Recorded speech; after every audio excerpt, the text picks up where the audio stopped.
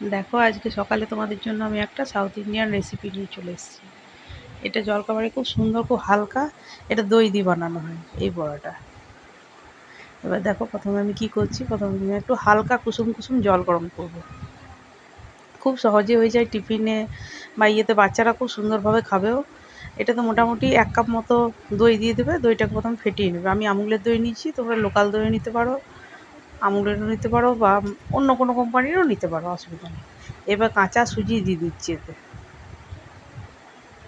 ওই দইটার মধ্যে কাঁচা সুজি দিয়ে মিশিয়ে নিচ্ছি। তারপরে ওই জলটা যেটা গরম করেছি সেটা এবার মানে মিশিয়ে মিশিয়ে দেখতে হবে। আমি দেখো দেখিয়ে দেবো কতটা কেমন করে আমি গুলছি।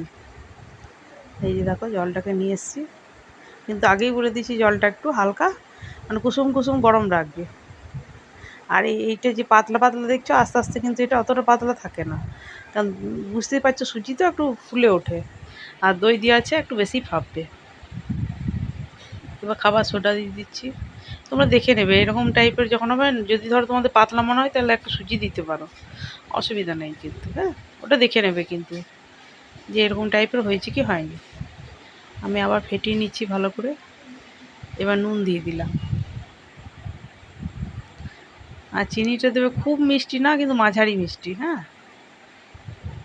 খুব সে গুড় গুড় মিষ্টি ভালো লাগবে না এতে। এই যে দেখো, যেহেতু দই আছে এটা আমার ব্যালেন্স হয়ে যাবে, এটাতে হালকা হালকা মিষ্টি আসবে। 5 চামচ মতো আমার চিনি দিতে হলো, 4.5 চামচ, 5 চামচই বলো, তো মোটামুটি আমার ব্যালেন্স হয়ে যাবে এটাতে, কারণ আমি দইটা আছে তো, অসুবিধা হবে না।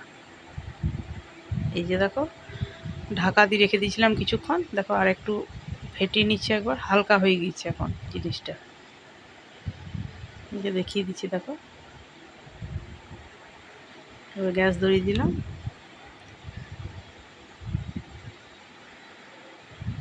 এবার আমি কড়াইয়ে সাদা তেল দিয়ে দিচ্ছি।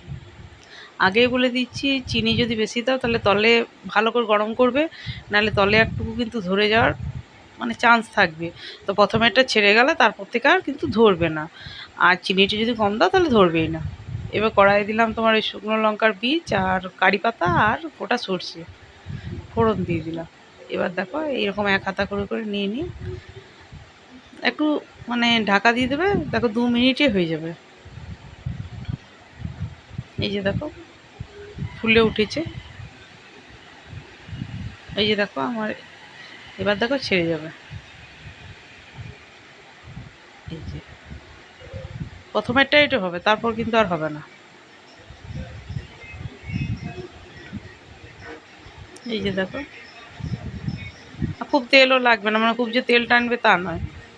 এরকম করে দুবার কি 3বার উলট পালট করে একটু ভেজে নেবে। দেখবে আর ভেতরটা নরম এত সুন্দর হবে না, খুব সুন্দর, খুব সফট, পাউরুটির মতো টাইপের, খুব সফট। আর খুব একটা নতুন ধরনের জলখাবার। হ্যাঁ, আর খেতেও খুব সুন্দর।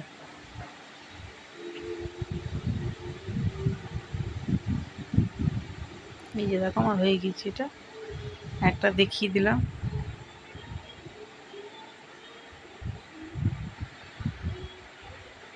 এই যে সব দেখো, যতবার ভাজবে তখনই মানে এক এক ইয়ে দেবে, তখন একটু করে করে কারি পাতার ইয়েটা দিলে তাহলে সবগুলোতে লেগে থাকবে। আর যদি তুমি একবারই সব দাও তাহলে গোল গোলও হবে না, আর ইয়ে হবে। ফ্রাই প্যানে হয়তো হতেও পারে, তাও হবে না মনে হয়। একটা একটা করে ভাজাই ভালো হবে। এই যে দেখো, যদি বাচ্চাদেরকে দেবে